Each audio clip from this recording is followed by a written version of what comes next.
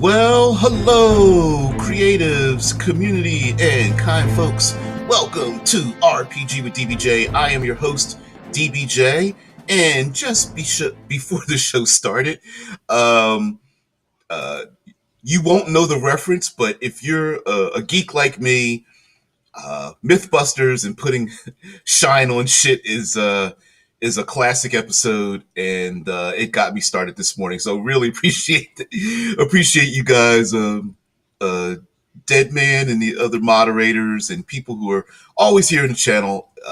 It had me going this morning, so I love it. I love the stuff. Which brings to mind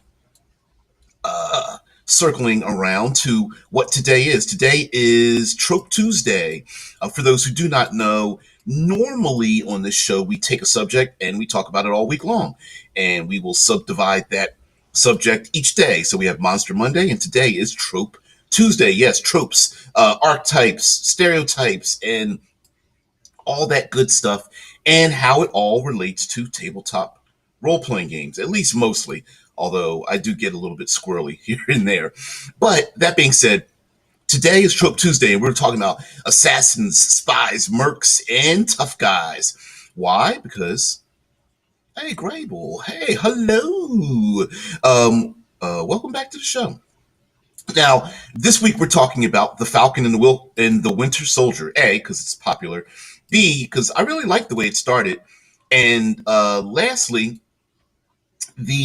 there's no way I can spoil the show, so we can talk about the show without having to spoil the ending of it.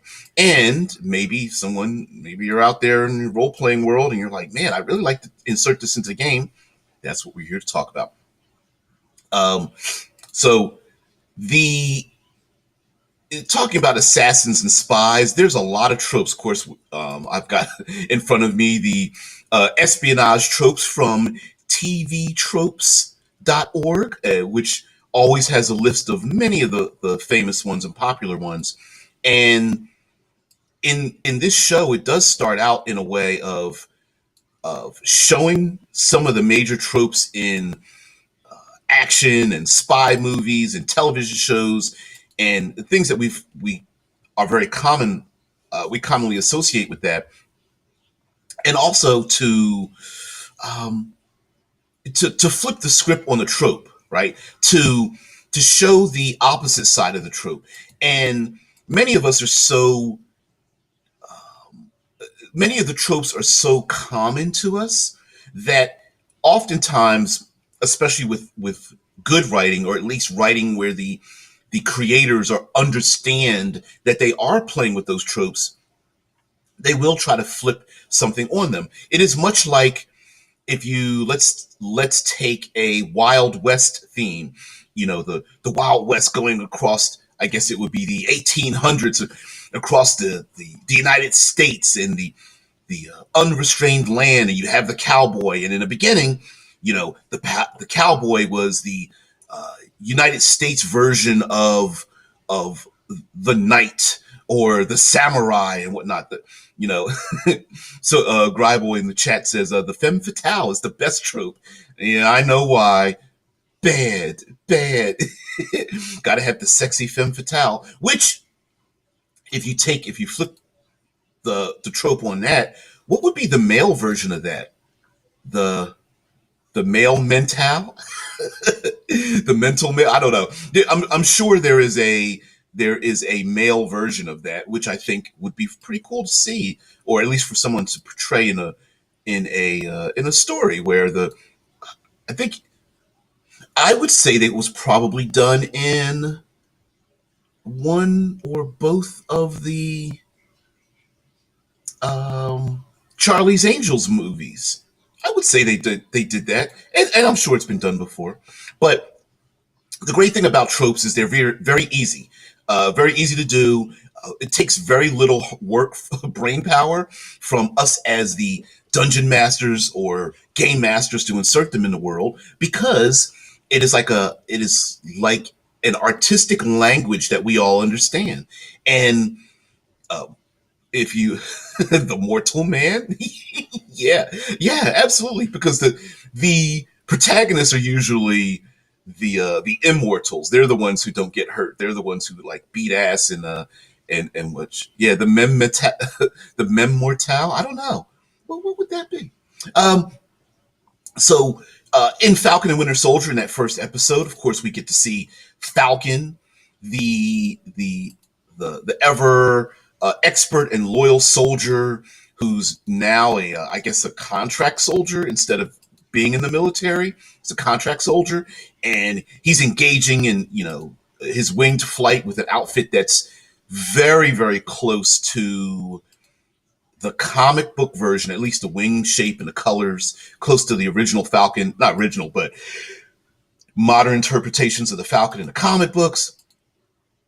But when he comes back home, we see that he has trouble, with family and financial problems and things of that nature, and kind of flips it. Because a lot of times we have our characters who really have very few social problems, right? James Bond 007 doesn't worry about paying mortgages and whatnot. We don't worry about that. He's got a black card and he's always, got a penthouse suite or something like that. Dead Man says the male counterpart to the femme fatale is the home fatale. Yeah, it would be it's the kick ass woman who's running around doing her thing, and then there's some good looking oiled up guy who's who's there to maybe turn the tides on what's going on. But in under TV tropes, oh, I'm sorry, the Winter Soldier. Apologize, I called him Bartholomew. Is James Buchanan Barnes. Bucky Barnes is the other character in the story, and the Winter Soldier is dealing with PTSD, essentially a horror story that for most of his life after falling off of that train, he gets a cyber arm and then he's put on ice. I guess treated with a form of the super soldier serum. They don't really go into it too much, but other than being on ice, when they wake him up, he just has these memories of killing people and over and over again on going on these missions. And so he's dealing and trying to make amends for the fact that having lost 90 years of his waking life to destruction and murder, he's trying to get back to the way he used to be, and it's very difficult for him. So the killer agent having PTSD today is common, but back in the day, it really wasn't a thing any longer. So to go over some of the to name some of the few tropes that we could use in our role playing games, even if it's like fantasy, modern, far future, whatever. We've got things like agents dating. That's usually a fun one with the what is it, Mr. and Mrs. Smith, the two spy agents that can't tell each other that they're spies, but they're both spies anyway, and they're trying to keep it hidden behind this pseudo suburban life or something. That's pretty silly. The alone with the prisoner ploy is a good one, where the prisoner tries to talk their way out of being a prisoner and releases some kind of information that turns, if temporarily, flips the protagonist over to their side, or the protagonist is the prisoner and they're alone with the bad guy, and then they're like, hey, I can get you out of here, I can get you what is it, witness protection, I can get you immunity. There's a classic James Bond where his legs are spread and there's a laser about to cut through his manhood and split him in half, and it's like, no, Mr. Bond, I expect you to die. And Mr. Bond is like, James Bond's trying to talk his way out of it. And eventually he does actually talk his way out of it. Like, you don't know what I know. I could have told people stuff. And they're like, wait, don't kill him, I want to know. Uh, Mission Control rejoiced. That's usually like the agents do the thing to make the thing happen, and everyone in Mission Control is like, yes, doing a fist pumping and jumping up in the air and clapping each other. That's usually just a scene rather than anything. Animal espionage is a fun one, where especially in like fantasy Dungeons and Dragons or something, someone's got a small animal that has to do the thing, that has to be quiet, usually go crawling into a small space or stealing a small item like keys or a bird that flies into a window or a spider that crawls along a wall, a small squirrel that has to grab a small item off of someone's belt or something. Of course, there's always the assassination attempt, the bathroom search excuse. The assassination attempt is real common. It's the someone important standing on a podium. We've got to stop the assassin before they assassinate the important dignitary or whatever, and they're giving a speech. Let's add the additional trope that the person giving the speech is told they're going to be assassinated and they refuse not to take cover in the first place. I'll get to the Discord in a minute. Okay, what's another one? There's the backwards firing gun. Um, th- that isn't as common, although there have been a version of the backwards firing gun where it's the person grabs the gun thinking it's loaded and it's not, or the sabotaged gun, like it's jammed and everyone knows it. And in more like a John Woo directed fashion thing where the antagonist and protagonist both have guns, they jump, run, flip, slide through the air, both get ready to shoot each other in the head, and both guns run out of bullets. So I would say that if you want to extend that trope as well. The bathroom search excuse, that's usually where you combine both action and a comedy, because someone's in a stall and you've got to search someone, or you knock someone out, or you have to search a briefcase while in the toilet, or there's two people fighting in the bathroom stall. Usually there's some kind of joke made, or people go into the bathroom, someone's in the last stall, and there's a person with a gun kicking open the doors of each of the bathroom stalls. And I'll say the great thing about bathrooms, but the great thing about bathrooms is usually the stark cleanliness, because they can be stark white, or the grittiness where it's just like it feels like someone's rectum exploded all over the walls and the ceiling and stuff. And pretty fun. Come on, it's pretty fun to smash someone's face into a dirty toilet seat. Listen, or grabbing a sink and smashing it over someone's head. Pretty good. Yeah, you know what? I actually agree with you, Gribel. There, rogues, the best backstabbers, but druids, some of the best spies. If you think about it, I mean, between having animal companions, familiars, and wild shaping, along with being able to mix in a little bit of like their power with the along with their some of their spell abilities. Yeah, druids probably make the best spies if you think about it, and usually so, right? Tesla's like stark cleanliness. Was that a pun? I'm going to take credit for that one. It was an accident, but yeah. Although I don't know, I don't know how clean Stark's rectum would be exploding and thing, but you never know. It's got nanotech. Okay, so here we go. Black helicopters, of course. You got to have black helicopters. In fantasy, ravens probably fill the spot of like black helicopters. I think would fill into that trope. The black site, you got to have a black site. You got to have the place no one knows about, but the prisoners are taken there to be have their ass beaten or tortured or something. The black tie infiltration.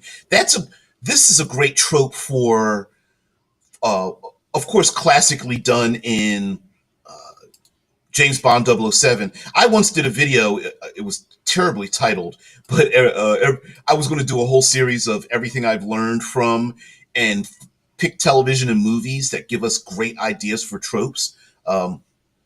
Yeah, Deadman says Raven served Odin, which I think is where the black helicopter trope comes from, because it was Odin always watching everything, and you'd have the tree with the ravens in it. So of course you look up in the tree, and the ravens would just be staring at you, and you're like, I'm being watched. So Not that the two are actually related, but I'm relating them in my head because they both serve the same thing. Gribel says a good druid, bad druid interrogating a plant. I can't get it out of my head. The plant's like, I don't know what happened. He was just smoking me. Although there, how to be a great GM had a really cool video within the past couple of days about plants speaking from their own point of view rather than from what would be a human point of view. But yeah, the this is always done in James Bond movies. James Bond movies have a certain rhythm to them, where you always have a meeting with M, a meeting with Q. There's always a reason to dress up in a tuxedo. There's always a car chase. So there's certain the cold open, or I guess you would call it the hot open, in the immediate res open. So there's a lot of tropes in like spy espionage thrillers that I think we could use in our own games. I mean, the the the black tie infiltration is a great reason for all the players to have to get dressed up to go to a dinner party. Of course, there's always some black tie dinner party elite affair with the rich and famous or something of that nature, and that really goes for that's the embodiment of the social interaction pillar. You know, you've got combat, you got your social interaction or your role playing pillar, and then you have your exploration. And of course, during the black tie affair, you have people lying to each other, using uh, veiled threats with each other, maybe some blackmail. There's always some kind of chip, document, safe, etc., that needs to be broken into, or something stolen, or a phone needs to be cloned, or what have you. So yeah, a bunch of that stuff. Um, here we go with a ton more. Bluff the eavesdropper, the book cipher, the borrowed biometric bypass, borrowed biometric bypass. Yeah, using the person's fingerprints or eye scan or something. If you're doing fantasy, of course, it definitely would lead to finding a ritual to get past the locked the arcane locks or something. Finding the scroll, or actually finding the individual in the first place and chopping their hand off so that it could be placed into the indentation in the stone wall or what have you. uh, the briefcase blaster, that's a cute one, with whatever weapon or something there is in the briefcase is hidden inside. Calling the cops on the FBI. Yeah, one organization has a mole in it and they're evil. So you call. So usually this is done at the end where someone reveals that there's been a mole inside and we've got to stop it. And then, of course, someone calls the other authorities to come in at the very end to do them. Checkpoint bluff. You got to do the checkpoint bluff or the checkpoint Charlie or the border crossing.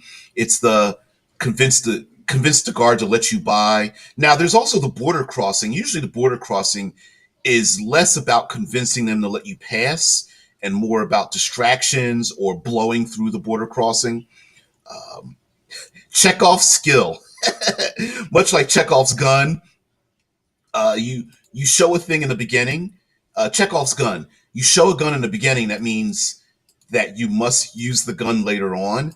And Chekhov's skill is one or more of your main protagonists perform some sort of skill, whether it's like a card trick, or they love dogs, or they're out scuba diving, or they're hang gliding, and then of course later on they get to use that skill. You know, that's very common, very common. CIA evil, FBI good. Yeah, we've seen that part. City of Spies, where everyone is a spy working for somebody else all the time.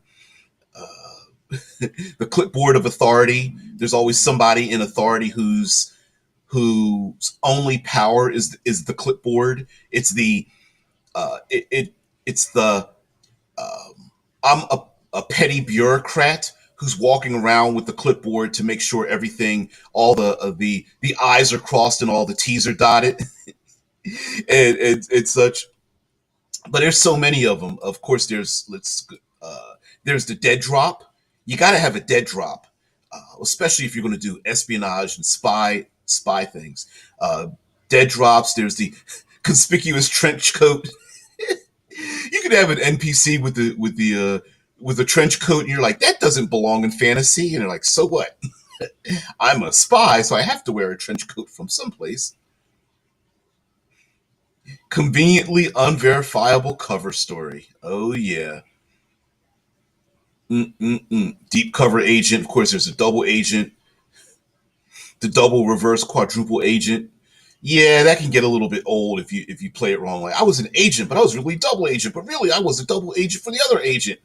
You know, the dumbwaiter ride. That's always the that's when it comes to exploration though. I think that's really common where you get to the agents always get to sneak inside some kind of way, usually through like a back door, ducts, the sewer system, from the rooftops, through elevator shafts, and that kind of thing. Yeah, Tesla's like, yeah, Ranger says carrying a clipboard automatically makes you look like you should be there, even though you shouldn't. As a matter of fact, in done more realistically, if you want to follow like the Jason Bourne style espionage, usually you see the character will is trying to infiltrate something and they'll steal like yeah, clipboard of disguise plus 10. You know what? People that act like they belong someplace are very easy. We've seen this many a times. It's the day glow vest and the jumpsuit, or Jason Bourne is running and he steals a badge off of someone's belt and then puts on like some kind of workman helmet. Like it's it's funny because workers that put on the workman jumpsuit, bright helmet, day glow vests turn invisible and no one questions it. It's like, oh, I'm on a ladder trying to fix a thing with a toolkit, and everyone's just like, oh, whatever, bye, see you. It's very easy to do that. What's the other one? The caterer, the delivery person with food, either like catering or fast food place. That's a very common one. The auto mechanic lift up the hood of a car and try to fix the car that's on the side of a road or what have you.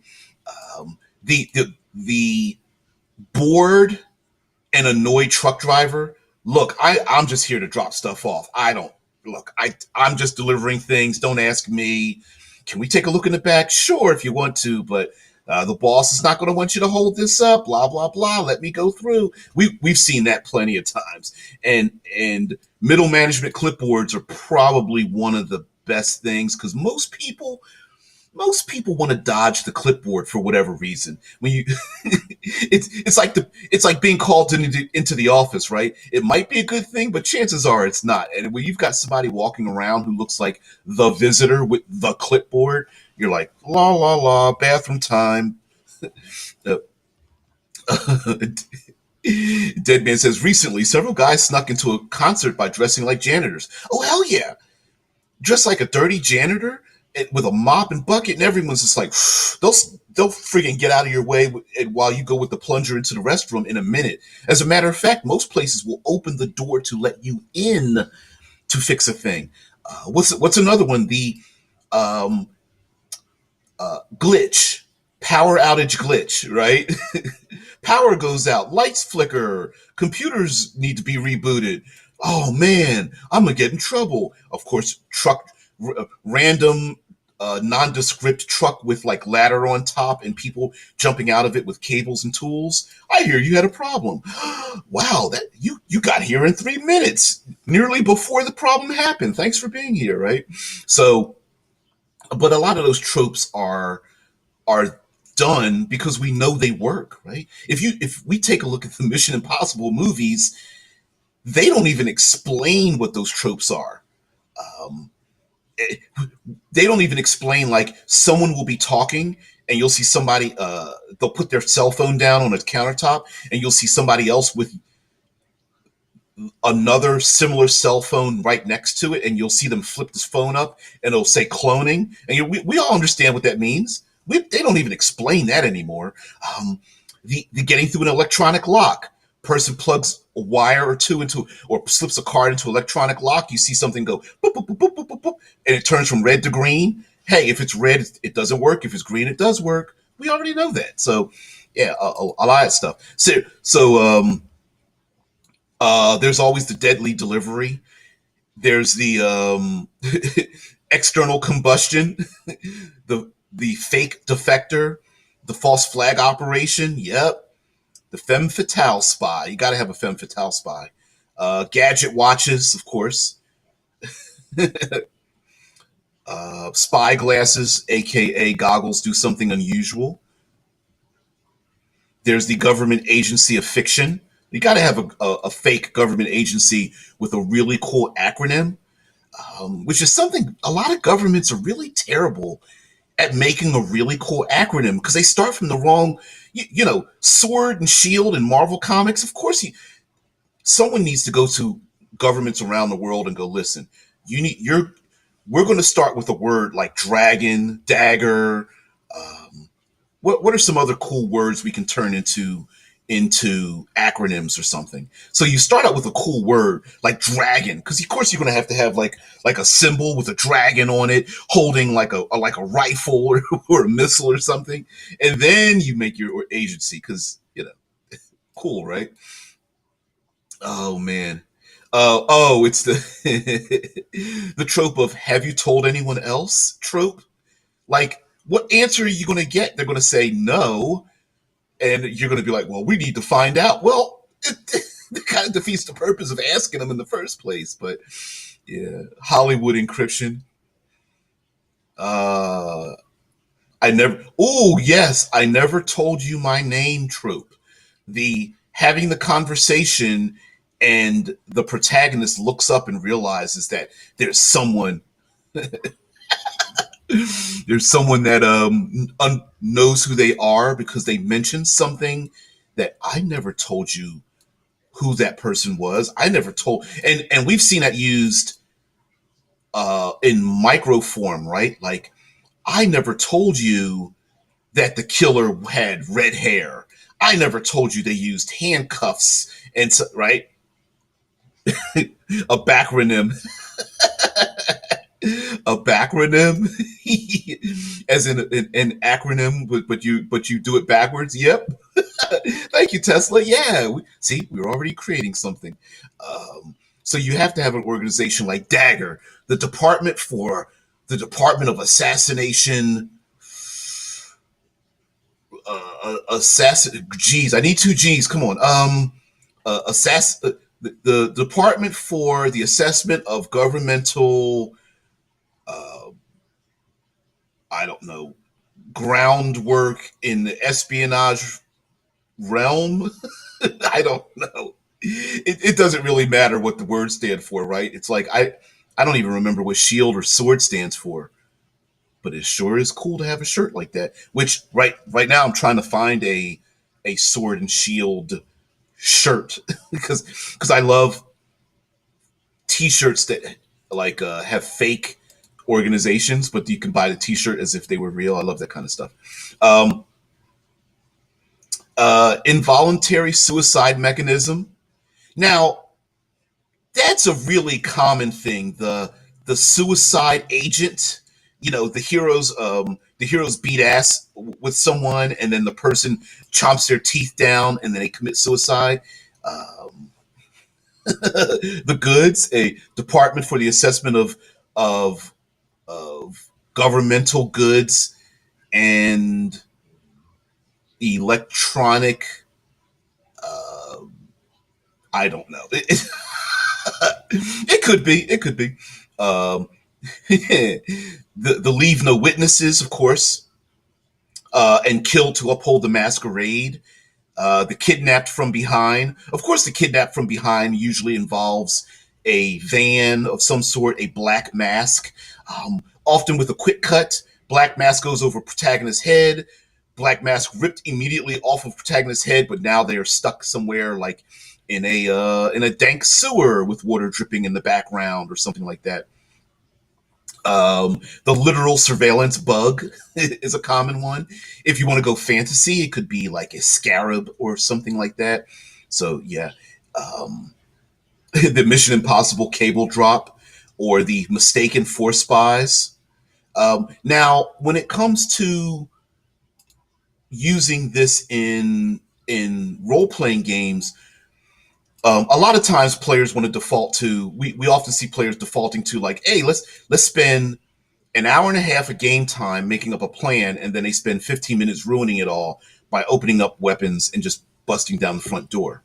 But one way of doing this, and it's been really done with the Blades in the Dark game, and that is to create a form of success through skill rather than success through combat. And that would mean like you could just do something very, very basic and go, okay, guys, you need a total of, and usually pick an odd number and say, you can either say, all right, you need 5 successes to complete the mission. You could even name those things. Like, for example, like I watch SEAL teams, and it's still in the air. And with SEAL teams, each point of the mission has a name for it. So it could be getting past security guards. Okay, that's you need to have 1 success. All right, now you need to find the secret chamber. That's the second one. You need to convince the mole to go with you. That might be a third one. You need to escape. That might be the fourth one. Get out of the building. And you need to get to the exfil.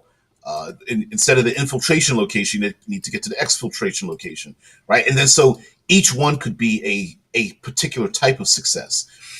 Also, you could have success not based on how many times they successfully roll, right? But you can do it based on a combination of successes or failures. So let's say the characters need 5 successes, but that also means there's 5 possible failures.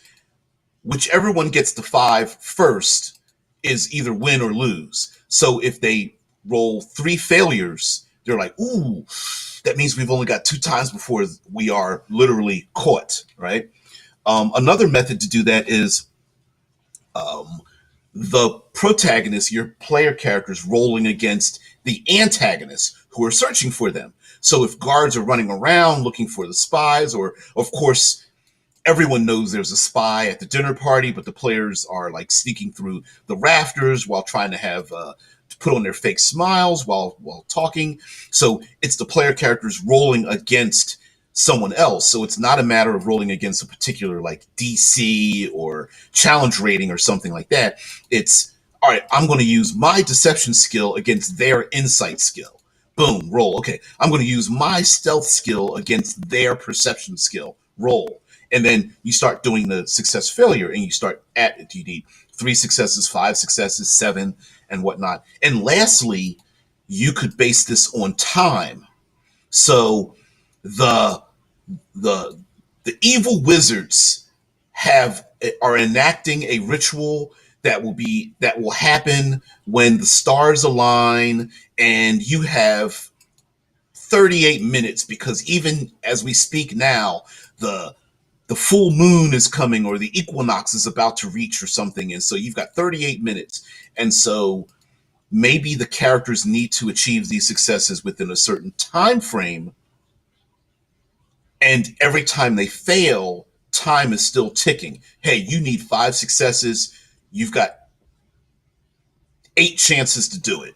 And because at the end of that 8 chances, 8 minutes have passed, and you've either done it or not. And you're like, ooh. And so maybe combat is terrible because that means you're not involving yourself with trying to uncover the thing or stop the thing, like reading the ritual or taking out the cultists or something of that like that. Deadman says, like in Borderlands 3, when talking to Balix, Balix means binary, automated, logistical. Screw this old man. Jacobs couldn't decide between Barry and Alex, so he just combined the two. Balix. Oh man. So like when we are when we are deciding in our games like who someone is or what they're about or what kind of agent they are or something, we can be pretty upfront with it, right? There's no need to This is one thing about fudging roles. Assassins. I like that movie Assassins from the 1995 with Antonio Banderas and Sylvester Stallone. I still think that's a good movie to this day. The two assassins are like uh, battling against each other, and Antonio Banderas plays a very sweaty, sweaty and panicked assassin, but it's pretty good. And it does have a backwards gun in it. They did use that trope. Um, and there's actually some pretty good assassin like standoffs in it in public that are pretty good as well. Is that a Wachowski film? Assassins is a 1995 American action thriller directed by Richard Donner. The screenplay was written by the Wachowskis. And Brian Helgeland. The film stars Sylvester Stallone and Antonio Banderas and co-stars Julianne Moore.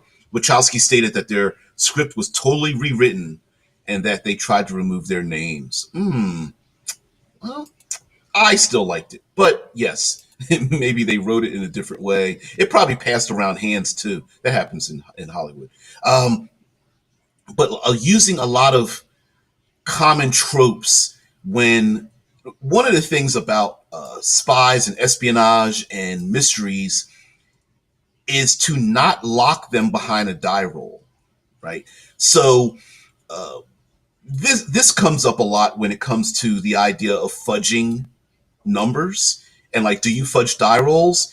And before it ever gets to the point of fudging a die roll, maybe not locking it behind a die roll in the first place. So, for example, if the player characters are supposed to go to a dinner party and find out that there's someone who wants to they want to defect from their original country and come to the player character's side, don't make them have to roll an insight check or a perception check or some kind of detect. Like, just say, hey, you see someone walking around squirrely and you see them drop a note behind a potted plant, and when you go to check the note out, it's like, I need help quickly, or some, or they bump into you and they're sweating, they look panicked and they're like, I need help please, or whatever. Or you notice they're at the party but you also see that their wrists have injuries on them, or like, just tell one or more of the player characters, this is what you notice. You are skilled enough, you are expert enough to know this thing about this thing. And it doesn't necessarily need to correspond to the numerical values of the character. For example, in Dungeons and Dragons, maybe a fighter knows something about forensics because they've seen enough battles that they know how these people were killed.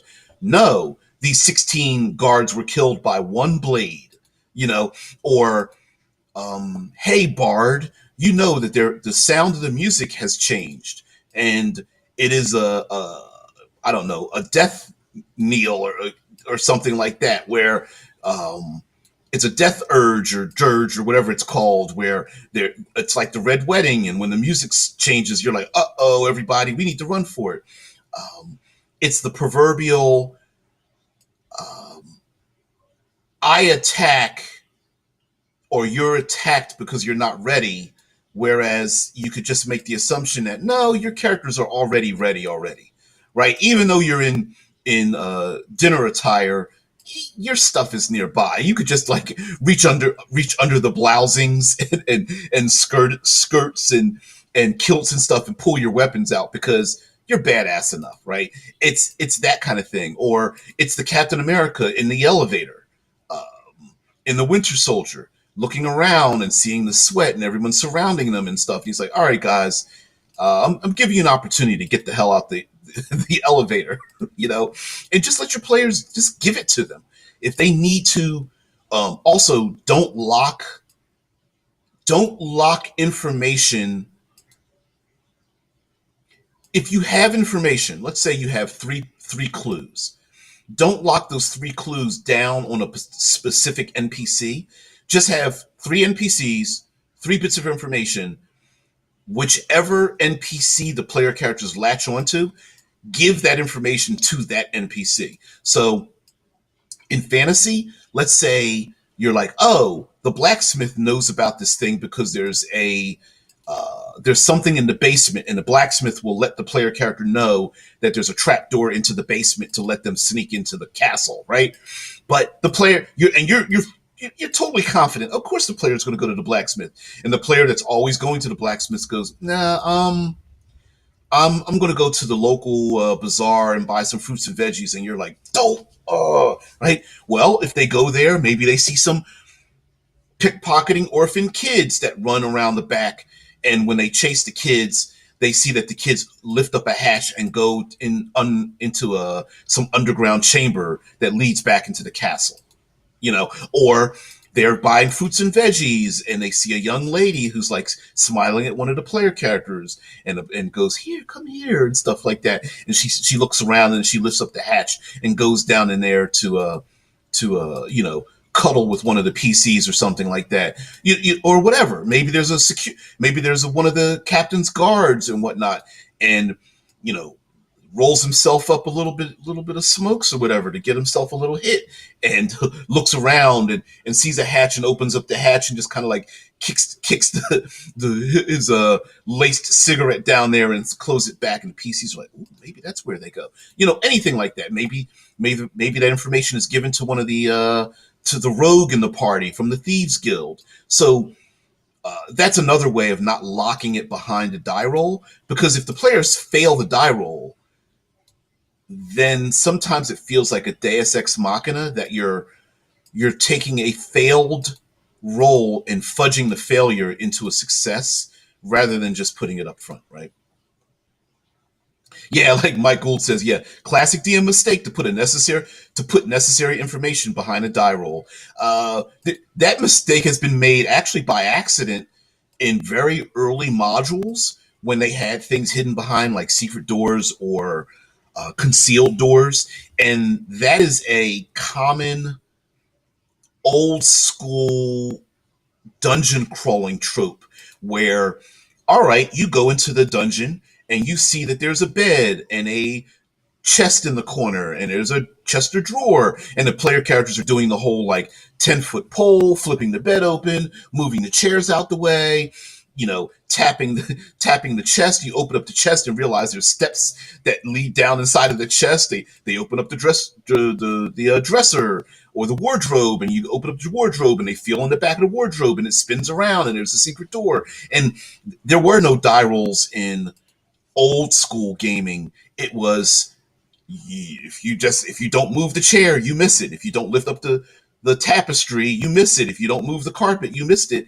And part of me is like, yeah, but the other part is it feels like a gotcha, because if you finish the module and then the dungeon master's like, "Ha ha, you missed the important clues," you're like, well, I didn't get a die roll. You were expecting me to poke and prod everything, and now mind you, that is a part of like spending a 4-hour session just going through one or two rooms, and a lot of us don't really have that kind of time or energy anymore. Um, yeah, and Mike Gould says old school modules were written in an adversarial kind of way. It was I bet you won't find the thing to get through the thing, which is weird. Also, like you would have whole modules that had like doors that were locked or stuck shut, which was a thing, and you really couldn't even finish the module because the door was slammed shut and they couldn't open it. And I'm like, why would you do that? Of course they can get through the door. Now maybe the door slams shut after they go in, but like, why would you have a locked door in front of the module in front of the adventure? It makes no sense anymore. But that was a thing. So yeah, when it comes to espionage and spy work and such, like, don't lock your important information behind a die roll. Now, what you could do instead of like fudging a die roll instead, is do the characters will always succeed on gaining the information.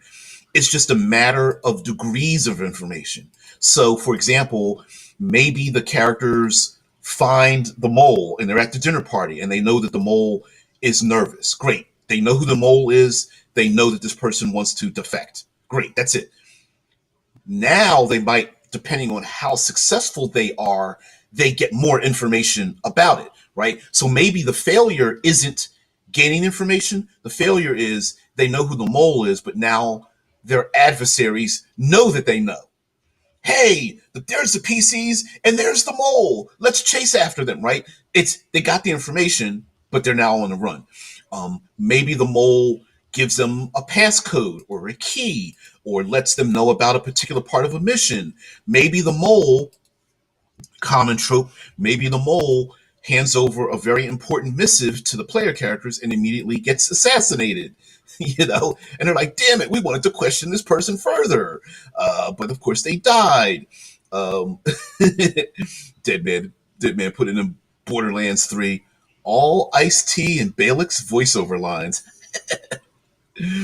That's funny. The concept that we only have one method of like achieving some kind of success or to get through something, I think is a danger. So you want to have allow the players to succeed in many ways. Maybe even not making it a success or failure by character skill, but by circumstance. So an example would be maybe for example, the reason why to describe the failure of their persuasion check isn't that they were non-persuasive. Maybe the person really did want to talk to them, but they get killed in the process. Or another emergency happens that prevents the conversation from continuing. Or like, for example, very often in espionage, they don't show the player characters being terrible at what they do. What happens is the circumstances change. Like, oh, I need to break into the safe. Person breaks into the safe. There's nothing in the safe. Someone's told, oh no, the main antagonist instead throws the keychain into their pocket, and you're like, damn it, oh, now we got to figure out a way to get it off a necklace they're wearing around their neck, or the nuclear codes are in the football that the person's carrying, or something like that. Um, Mike Gould says creating the illusion that the characters have to struggle for the information is just as valuable as making them roll. They still feel validated. It's just a great use of passive perception. Exactly. And it's also a great way to use the secret note trope. And here's a way to modulate the insta success of having high perception. So an example would be perception. If you want to have people use other skills in your game, and not having perception be like dexterity in Dungeons and Dragons, perception tends to be a default skill that's more effective than it needs to be. So instead, perception alerts the players that there is something, and then use other skills to let them know other things. So what I mean by that is perception lets you know that one of the waiters or wait staff is nervous, right? You don't know why, but you notice it. Great. Okay. So my character has like a 28, passive perception. You notice these things. You notice there's a secret conversation happening between two individuals you're interested in. You notice that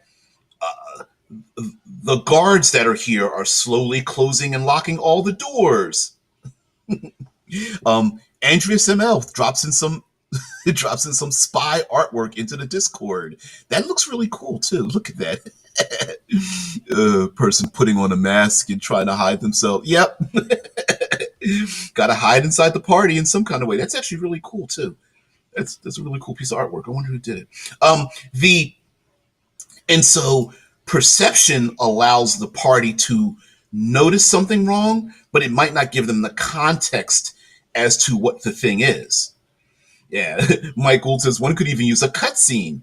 I will have a familiar or pet see something too, which acts as a hook for that controlling character. Oh, hell yeah.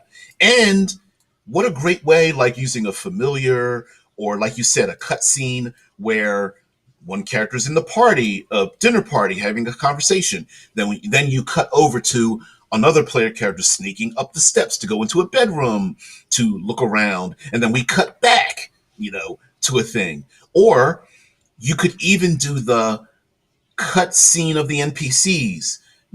The I'm going to defect tonight, and I hear that there are these great adventurers that will be here. They will protect me. I'm going to go meet them right now. Cut back to player characters going like, oh, and then of course the person turns the corner, waves to the player characters. Boom, maybe they get their throat cut. Player characters are like, how do you explain this?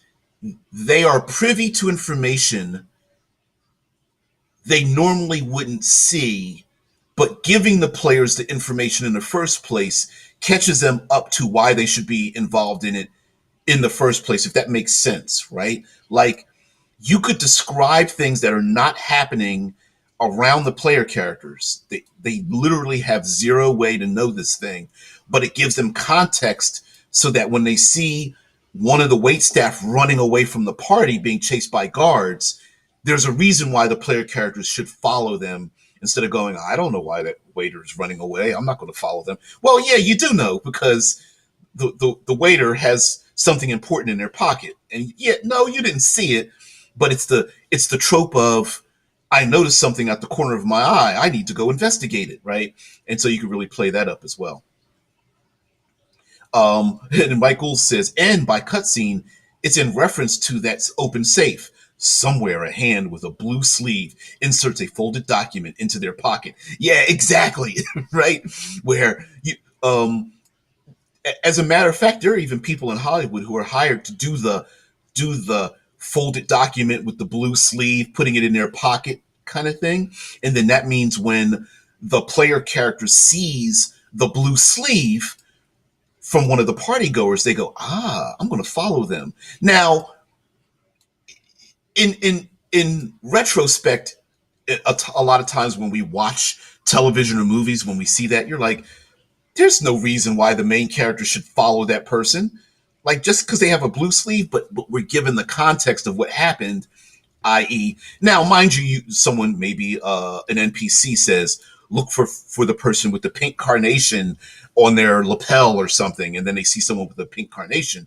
That's pretty blatant. But the other stuff, no. But why not? Give them the information. Lastly, I will say that the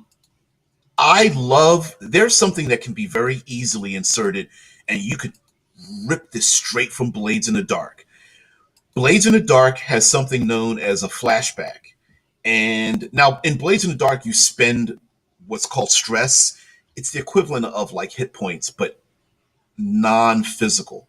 So you have stress points. You have like 10 points of stress, and you can spend one or more points of stress. And you could do this in Dungeons and Dragons with like hit dice, or hell, you could even make it cost hit points as a stress mechanic to have someone flashback or cutscene, as Mike Gould is suggesting, to use a skill or die roll that's out of time and related to what they're doing. So players need to sneak into dinner party. Hyper attentive guards are there at the door. Player characters never mentioned that they have invitations. So a player's like, hey, could we all have invitations to this party? And then you can say, it's going to cost you, roll some dice. It's going to cost you 13 hit points. Okay, I would like to make a persuasion roll or deception roll or whatever, to flashback 2 days hence, to convince someone to be invited to the party, and we all have the golden filigree cards that invite us to this dinner party. And it's basically all a flashback scene, despite how out of time it is. It's just a die roll. It's just a skill roll, a skill check. Now, success means that we flashed back to a scene to make the present day affect what's happening now. And a failure means that you flash back to a scene and it makes what's happening now even more difficult. So you come before the guards and they're like, we knew we knew somebody was here trying to sneak into the party and whatnot. Michael says hit dice are a great mechanic to mirror stress. Yeah. And listen, a flashback mechanic sounds like it would ruin something, but it's actually a pretty cool if a dungeon master or game master uses it sparingly, is actually a really cool mechanic. Maybe usable by inspiration. You could park it behind inspiration or something like that. Park it behind hit dice as a stress mechanic as well. Mike Gould says, I will also use characters that might have otherworldly contacts, add vague clues. Any character like a cleric, paladin, warlock, and such might get a vision. I use that a lot to break stagnation. Oh yeah, easy quest giving, right? The wizard wakes up from a cold sweat from being visited in their dreams by their mentor or something. The warlock wakes up from being visited by their patron. Of course, their patron's always giving them instructions to do a thing. Clerics being contacted by avatars or their gods or something. Hell yeah. And is there a rule for that? Hell no. But do I use that? I've used that plenty of times. Why are you here? Because a demigod said so. Why are you here? Because you prayed up on the mountainside. The paladin goes up to sees the sunrise and is told to go to the north. Of course. Or you're supposed to, they get a vision of the individual they're supposed to meet. And then when they go into town, they see that person who might be shackled or is a prince or, it's wearing dirty rags or something like that. Tesla puts in Steampunk Spycraft Party Crasher by Lucas Thelen. Is that sounds like a book. Steampunk Spycraft. Oh, from the picture. From the picture. That's a really cool picture too. And I can't tell. Oh yeah, I see it because I see the face mask and the little brass hinges that lean up and stuff. Excuse me, and the gloves in the pocket. That's a pretty cool picture. It's very, there's a lot of action happening in that picture, and I like it. I like it a lot. But anyway, guys, I got to get out of here. Got to head off to work. Thank you very much for just being part of the show. I really appreciate it. By the way, just to let you guys know that there is a very important project that I am part of, and I'm really excited to share just a little bit about it. I'm going to exchange some images here, as a matter of fact. Change my change my face with some other facings, things like that. But there is a project that I've been working on with N-World called Level Up. If you go to levelup5e.com, level up the number 5 and the letter e.com, you will see that N-World has been working on, this is going to be a huge Kickstarter coming up. It is Advanced 5th Edition, and it looks like it's going to be a really great project. I can't wait for everybody to see it. If you go to Level Up 5e or head over to N-World and look at the materials, you'll see all of the playtest materials. You'll see that you can look through and even try in your own game.